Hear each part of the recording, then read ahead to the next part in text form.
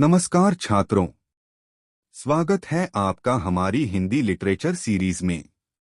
आज हम पढ़ेंगे कक्षा 12 की आरोह भाग 2 की चौथी कहानी लाटी, जिसे लिखा है प्रसिद्ध लेखक भीष्म साहनी ने। यह कहानी न केवल पढ़ने में रोचक है, बल्कि इसके पीछे छुपा व्यंग्य और संदेश हमें सोचने पर मजबूर कर देता है। लेखक परिचय। भीष्म साहनी हिंदी साहित्य के प्रसिद्ध कथाकार और नाटककार थे। उनकी रचनाएं सामाजिक सरोकार, यथार्थ और आम जनजीवन से जुड़ी होती हैं।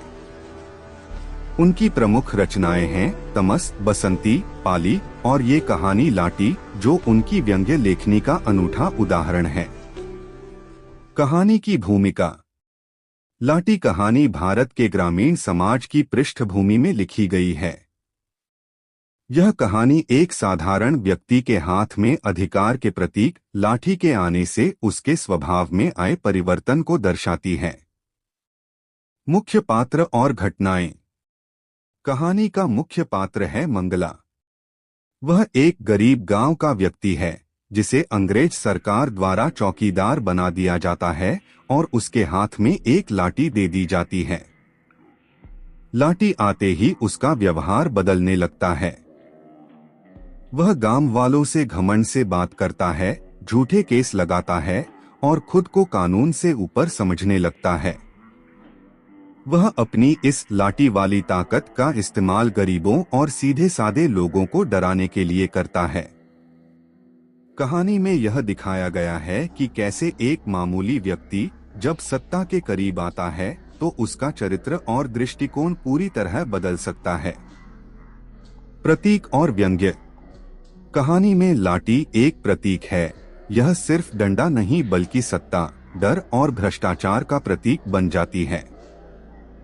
लेखक ने लाठी को केंद्र में रखकर सरकारी व्यवस्था, पुलिस प्रशासन और सामाजिक ढांचे पर तीखा व्यंग्य किया है। भीष्म साहनी की भाषा सहज और व्यंग्यात्मक है। वह हमें हंसाते भी हैं और सोचने पर मजबूर भी करते हैं। भाषा शैली और विशेषताएं। लेखक की भाषा सरल, व्यंग्यात्मक और पात्रों के अनुसार लोक भाषा से जुड़ी है। इस कहानी में सजीव चित्रण, लोकजीवन की झलक और प्रतीकात्मकता देखने को मिलती है। लाठी एक चीज नहीं, सोचने का नजरिया बन जाती है। कहानी का उद्देश्य और शिक्षा। लाठी हमें यह सिखाती है कि सत्ता के साथ जिम्मेदारी भी आती है। अधिकारों का उपयोग सेवा के लिए होना चाहिए, न कि दमन के लिए। बिना विवेक के सत्ता व्यक्ति को स्वार्थी और अमानवीय बना सकती है। निष्कर्ष। इस व्यंग्य कथा के माध्यम से भीष्म साहनी ने एक गहरे सामाजिक सच को उजागर किया है। मंगला जैसे पात्र समाज में हर स्तर पर देखे जा सकते हैं, जो सत्ता मिलते ही बदल जाते हैं। तो साथियों, याद रखिए, असली ताकत लाठी में नहीं, सोच और सेवा में होती है।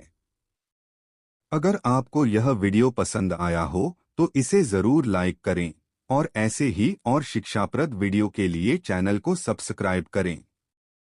कमेंट करके बताइए, क्या आपने भी कभी ऐसा कोई अनुभव देखा है जहां लाठी जैसी सत्ता किसी को बदल देती है।